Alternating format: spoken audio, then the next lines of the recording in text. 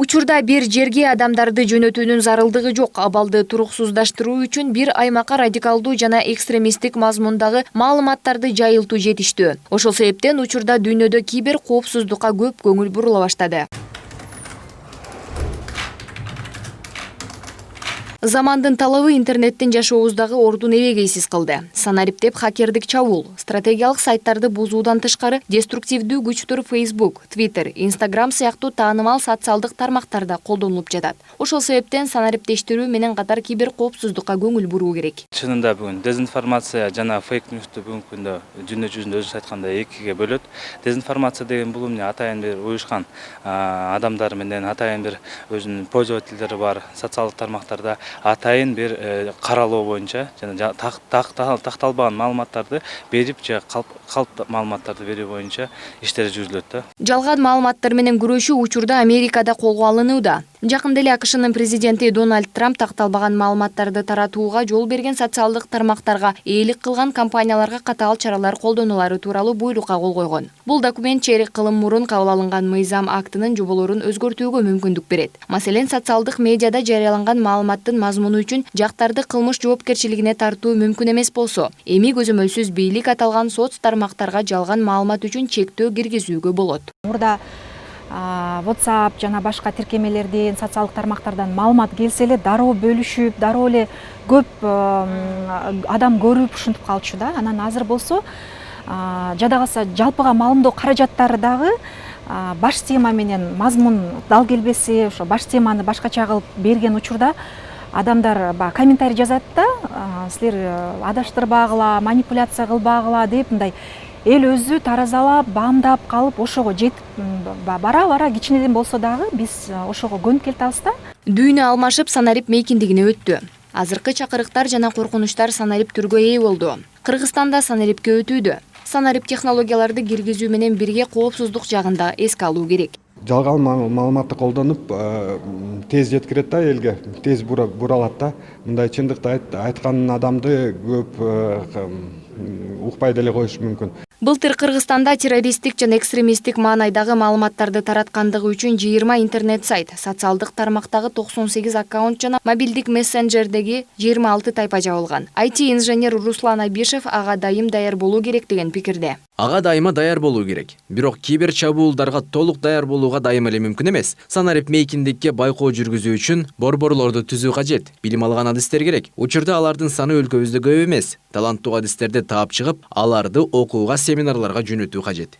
Бир маалыматтын чын төгүнүн аныктоо үчүн талдоо жүргүзүп, билимди арттырып, ишенимдүү маалыматтарды ар кыл булактардан алуу зарыл. Учурда фейк маалыматтарга байланыштуу көп чакырыктар бар. Мен адамдарга бир эле булакка таянбай ар кыл булактарды окууга чакырам. Медиа сабаттуулукка маани берүү керек. Элдин билимин көтөрүү кажет. Билим менен гана ал маселелерди чечүүгө болот. Эми жалган маалыматты кантип табууга болот? Медиа эксперттер маалымат өтө эле жакшы көрүнгөндө бир нерсеге шектенүүгө болот. Тигил же бул маалымат кандай мүнөзгө ээ экенин билүү үчүн аны талдап чыгуу керек дешет. Бир гана журналисттерге эмес, ошондой эле журналистикада окуп аткандарга, негизи жаштарга, коомчулукка көптөгөн тренингтерди өткөрүп келебиз. Чын менен жалганды ажыратуу боюнча онлайн куралдарды тааныштырып келебиз да. Анан коомдо учурда азыр суроо талап өтө күчтүү. Чын менен жалганды өз алдынча айырмалай турган кандай инструменттер бар деген суроого жооп издеп бизге өтө көп өтүнүчтөр менен кайрылышат да. Анан биз колдон келишинче азыр онлайн вебинарларды өткөрүп атабыз. Көп нерсе жаштардан көз каранды. Алар социалдык тармактар түрүндөгү каражатты жакшы колдоно алат. Түрдүү булактардан ар кыл маалыматтарды алуу үчүн чет тилдерди үйрөнүү керек. ММКнын да бул багыты орду чоң болушу зарыл. Маселен, АКШда факт-чек факттарды текшерүү жакшы иштейт. Ошондой эле дагы бир маанилүү жагдай ММКнын ачыктыгы. 2 жылдан бери факт-чек Кыргызстанда дагы өз ишин алып барып келүүдө. Программисттер иштеп чыккан куралдар бар. Мисалы, фотофейкти аныктай турган, видео фейкти аныктай турган, ошол эле эски сүрөттү жаңы катары берип коюшу мүмкүн, эски видеону жаңы катары берип коюшу мүмкүн. Ошолорду айырмалап, айырбаштап, чын менен жалган ортосуна чекит кое турган чоң көптөгөн куралдар бар. Ошолорду биз үйрөтүп келебиз да, анан аудитория аябай кызыгуу менен кабыл алат, ошонучу өздөштүрөт. Киберкоопсуздук, жалган маалыматтарды атайылап таратуу маселеси чыгууда. Алар боюнча талдоо жүргүзүү керек. Атайылап жайылтылган жалган маалыматтардын коомго боло турган зыянын алдын алып, маалыматтын ачык айкындуулугун камсыз кылуу керек. Анткени маалыматтардын ачык айкын берилип турушу жалган маалыматтардын жайылышын алдын алат. Дүйнө интернеттешип, ар бир адам социалдык тармактарды колдонуп жаткан шартта маалыматтар өтө тез таркайт. Бул кандайдыр бир кейиштүү көйгөйгө коомчулуктун көңүлүн бурдурууда өтө чоң мааниге ээ. Анткени жалган маалыматтар менен элдин тынчын алган учурлар арбын. Россия Федерациясынын опытын карасак, аларга бүгүнкү күндө 3000ден ашкан подписчиги бар социалдык тармактардагы пользователь. Бул уже СМИ катары катталат да. СМИ катары катталат. Мисалы бүгүнкү күндө ушундай тартипте күрөшүп атышат. Анткени фейк ньюс бул каякта болуп атат. Бул бүгүнкү технологияга абдан өнүккөнгө байланыштуу.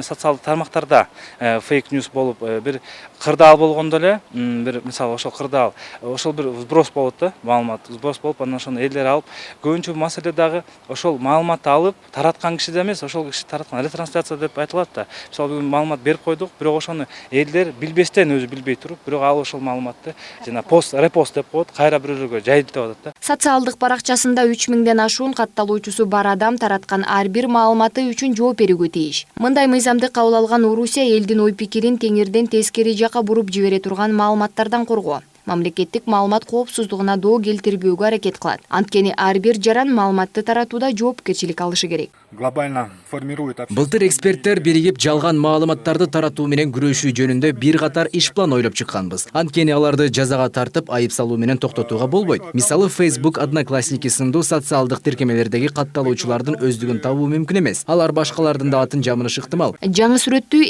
эскини жаңы кылып коюу азыр оп-оңой. Мындай фото фейк, видео фейк деген нерселер азыр дүйнө жүзү боюнча кеңири колдонулууда. Бирок аларга каршы күрөшө турган атайын ыкмалар бар болгону менен, аны менен бирге жалганды чын кылып ишендирүүнүн да жолдору кеңейип жатат. Ошол себептен учурда жарандардын медиа сабаттуулугун, жалгандан чынды айырмалап берүүгө окутуулар жүрүүдө. Эми азыркы учурда мамлекеттик баягы мыйзамдарда бүгүнкү күндө ошо нормалар жок.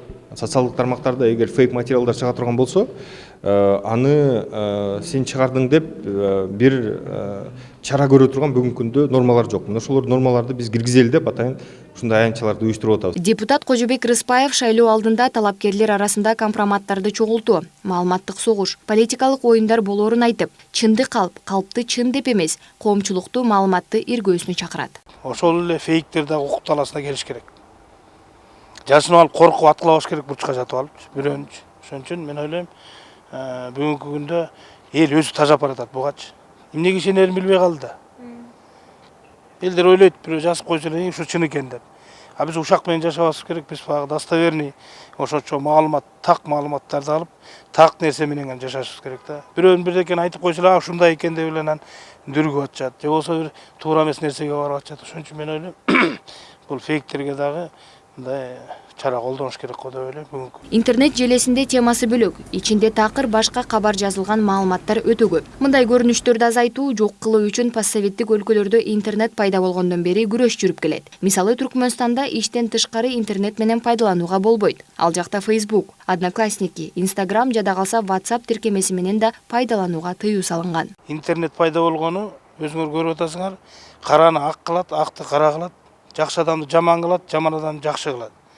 Бул фейктердин кылып аткан иши да, ошон үчүн буга азыр мындай колдон келишинче бөгөт коюш керек дагы, эл дагы алардын агымына алданбаш керек. Социалдык тармактарды ээлеген фейк жаңылык коомчулукта өзгөчө бүйүр кызытса, ал маалымат каражаттары аркылуу дагы чагылдырылат. Бул жерде журналисттин да жоопкерчилиги бар. Маданият, маалымат жана туризм министрлиги фейк маалыматтар Кыргызстанда дагы олуттуу көйгөйгө айланып келе жаткандыгын коңгуроо кагып келет. Фейк ньюс боюнча күрөшүүгө жанагы эмне керек? Бул үчүн адамдар ошол маалыматты алганда ылгап алганды, ошол маалыматты тактап, ошол источнигин тактап алуу боюнча разъяснительный иштер жүргүзгөнбүз. Анан именно жана журналисттер бүгүнкү күндө маалыматтар таратып атканда ошолорду так изилдеп, источнигин аныктап, анан ошондон кийин гана таратуусу бүгүнкү күндө ушундай бир ошол боюнча ошону күрөшүү боюнча талкуулар жүргүзүлгөн да. Фейк маалыматтар коркунуч жаратып жатканы ага каршы мыйзам иштеп чыгууну пландоого түрткү болууда.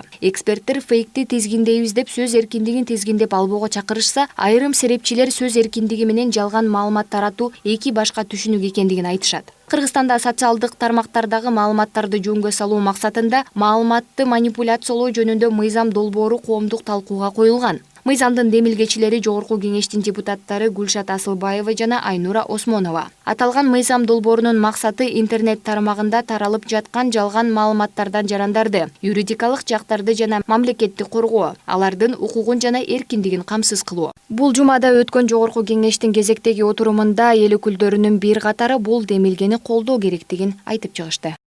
Айза Камчыбекова, Нурдан Карыпбеков, Пирамида жумалыгы.